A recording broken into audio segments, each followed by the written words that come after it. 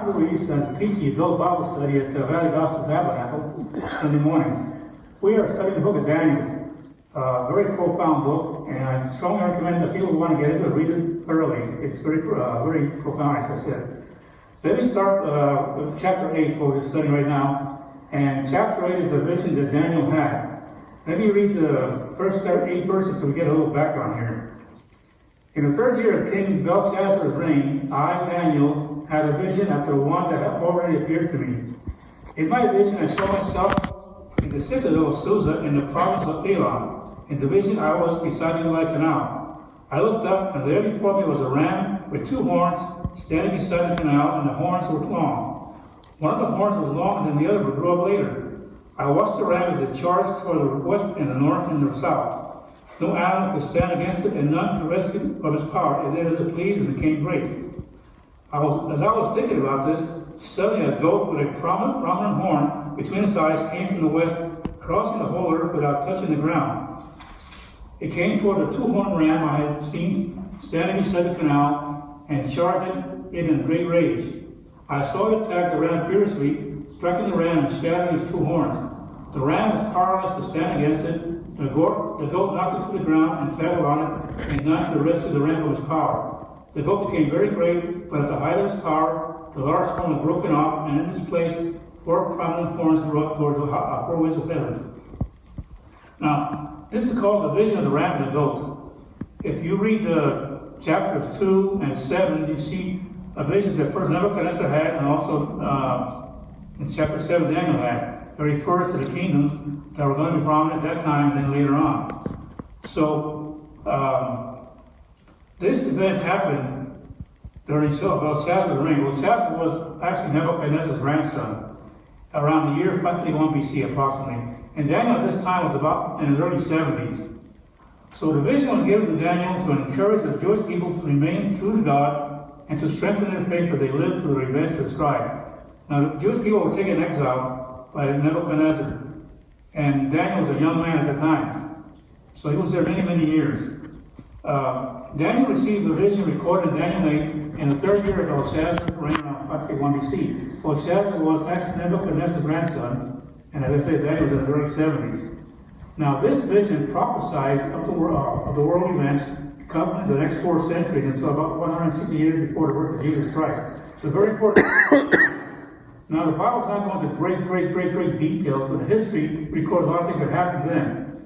In particular, focuses on how these events relate to the Jewish people. That's very important.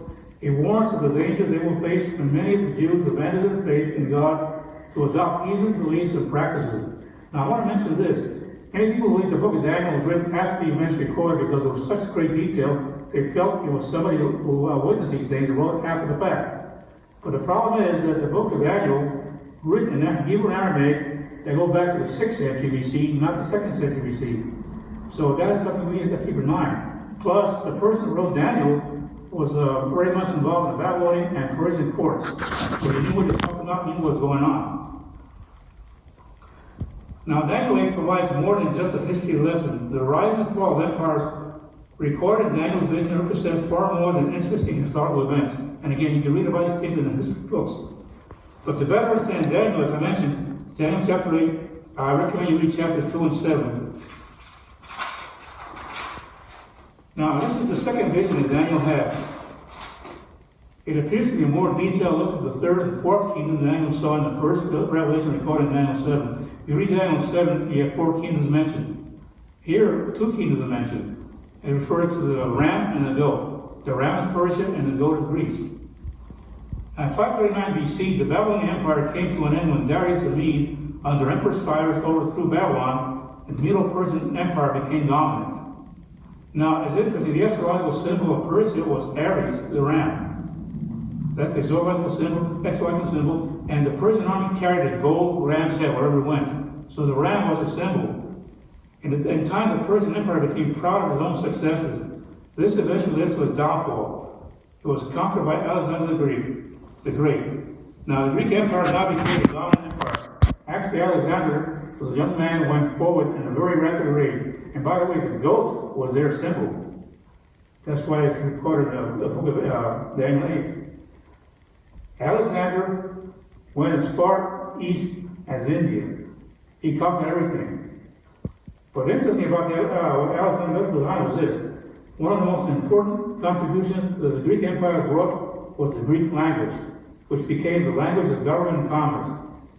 It also became the common language throughout the Mediterranean world, allowing the gospel to spread rapidly. This was very, very important because God allowed this to happen so that they had a means of understanding what the gospel was all about. So we see in Daniel the beginnings of what's going to happen in the next several centuries. And again, it's not just history, it's also biblical history. God ordained all these matters to take place. Now, God had his hand upon history, and Daniel's vision provides the outline of how it would unfold. Let me read this section here, Daniel 8, verses 15 on down. While I, Daniel, was watching the vision and trying to understand it, there before me was one who looked like a man. And I heard a man's voice from the Ulai calling Gabriel, tell this man the meaning of the vision. As he came near the place where I was standing, I was terrified and fell prostrate. Son of man, he said to me, understand that the vision concerns the time of the end. While he was speaking to me, I was in a deep sleep with my face to the ground. Then he touched me and raised me to my feet. He said, I am going to tell you what will happen later in the time of wrath, because the vision concerns the appointed time of the end. The two-horned ram that you saw represents the kings of Media and Persia. The shaggy goat is the king of Greece, and the large horn between his eyes is the first king. The four horns that replace the one that was broken up represent four kingdoms that will emerge from this nation, but will not have the same power. Now, we know historically, Alexander the Great was a young man when he died at the age of 32. So four generals took over the kingdom, and one of them became prominent. Nevertheless, again, you can study it in history books. But it's very important what happens to the book of Daniel here. It is important to note that while few of the events described in this vision of David are specifically recounted in the Bible, they are clearly recorded in history. Daniel's vision also provides evidence that the prophetic literature of the Bible speaks to literal events that did or will come to pass. Daniel's prophecy is often seen as having a dual fulfillment. Many of God's prophecies are in immediate context and also later fulfillment. So, if you want to get a better understanding of what's going on, what happened back then, and what's going to happen later on, I recommend highly and strongly you read the book of Daniel really carefully. It's a very powerful book and has a lot of meaning for us today, especially when it refers to God's people at that time, the Jewish people, and today, those who put their faith and trust in Jesus, God's Lord and Savior. May God bless you in studying the book today.